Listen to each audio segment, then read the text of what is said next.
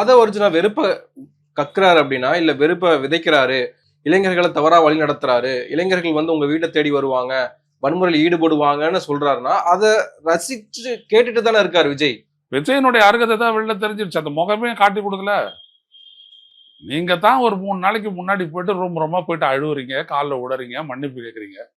அப்புறம் என்ன மறுபடியும் வீரவசனம் பேச வேண்டியது இருக்குது? அது மேலும் பலம் அடைந்து விட்டதா? கைதட்டினா முதல்ல எல்லாரும் பொதுக்குழு வந்தவன எல்லாருமே. பார்த்தீங்களா அது ஊத்து? போச்சு அதெல்லாம் முன்னாடியே. அவன் வந்துட்டு அப்சர்வ் பண்ண ஆரம்பிச்சுட்டான். நல்லா கையை கட்டிக்கிட்டு ஃபுல்லா இவங்க யார் அப்படின்ற அப்சர்வ். ஏன்னா ஒரு சாதாரண அரசியல்வாதி கூட செய்யக்கூடிய செயல் ஒரு துயரத்துல அப்படியே நிக்கிறது. இங்க ஒரு ஒரு சொலவடையே உண்டு, சாவு அரசியல் அப்படின்ட்டு.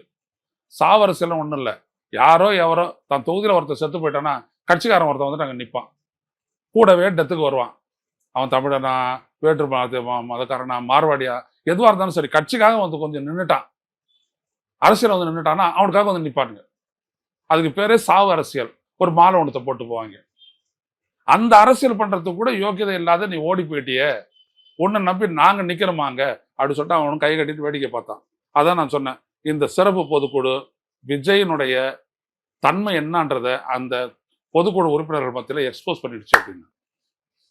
ஒத்துக்க மாட்டான். அவன் சொல்லுங்க, எந்த நீங்க வச்சிருக்கீங்க மைக எடுத்துட்டு போயிட்டு ஒரு தாவேகாரனை இந்த முதலமைச்சர் பெருந்தன்மையற்று நடந்துக்கிட்டாரா அப்படின்னு நேட்டுங்க பொத்திட்டு போயிட்டே இருப்பான். புரியுதுங்களா?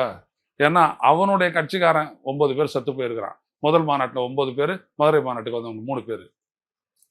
இவர் ஒரு சுண்டு வரல இவர் அசைக்கிற அந்த விஜய். யாரால எது நடக்குது?